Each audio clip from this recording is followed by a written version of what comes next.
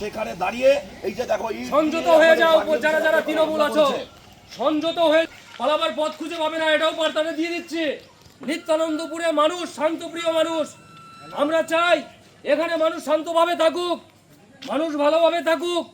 আমরা কিন্তু কাউকে কিন্তু রিয়াক্ট করবো না, তৃণমূল দেখে দেখে কিন্তু এরপর আমরা যা খুশি তাই এরপর করবো। আমরা রাজ্যে বিজেপি ক্ষমতায় এলেও সেই বিজেপির উপরেই লাগাতার আক্রমণ হয়ে চলেছে। বাঁকুড়ার সোনামুখী বিধানসভার নিত্যানন্দপুর এলাকায় অবস্থিত বিজেপির একটি দলীয় কার্যালয়ে ব্যাপক ভাঙচুর করা হয়েছে।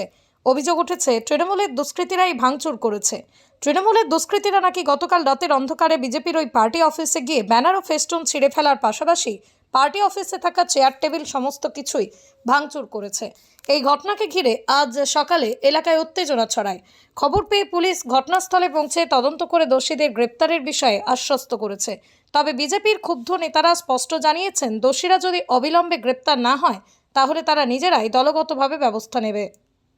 আপনাদের পার্টি অফিসে কারা হামলা চালালো, কি হয়েছে, পার্টি অফিসে কি কি ক্ষতি হয়েছে? পার্টি অফিসে বলতে এটা একমাত্র চক্রান্ত হচ্ছে তৃণমূলের।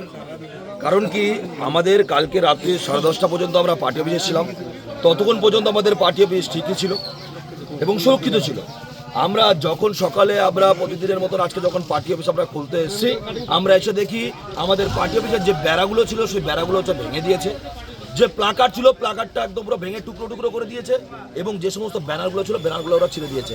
এরা কি, আমরা হচ্ছে সৌজন্যতার রাজনীতি করি, আমরা সাধারণ মানুষকে ভালোবাসি প্রচুর।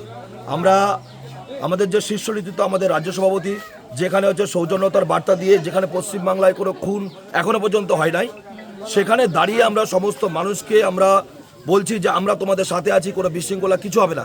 কিন্তু তারপরে তারা ভোটের আগে থেকে শুরু করে এখনো পর্যন্ত পশ্চিমবাংলায় বিজেপি আসার পর থেকে, মানে আমরা এখন এসছি, এখন আসার পরে তারা যেভাবে তারা চক্রান্ত করে আজকে এরকম লন্ডভন্ড করছে, এটা যদি প্রশাসন ভাঙচুর চালানো হয়েছে পার্টি অফিসে? হ্যাঁ, পার্টি অফিসে ভাঙচুর চালানো হয়েছে। মানে পার্টি অফিসে ভেঙে দিয়েছে, একদম পুরো ঢিল ছুঁড়েছে ইট দিয়ে। তার সঙ্গে সঙ্গে ভিতরে গিয়ে যে সমস্ত চেয়ারগুলো ছিল চেয়ারগুলো ভেঙেছে এবং মানে আমাদের আরও গুরুত্বপূর্ণ কিছু ছিল সেগুলোও তারা তছনছ করেছে। এবার বিষয়টা হচ্ছে, যদি প্রশাসন যদি এর উপযুক্ত ব্যবস্থা যদি তারা না নেয়। প্রশাসনকে জানিয়েছেন? হ্যাঁ, প্রশাসনকে জানিয়েছি। আমি আইসি সাহেবকে বলেছি, আইসি সাহেব বলেছে যে আমরা উপযুক্ত ব্যবস্থা নেব।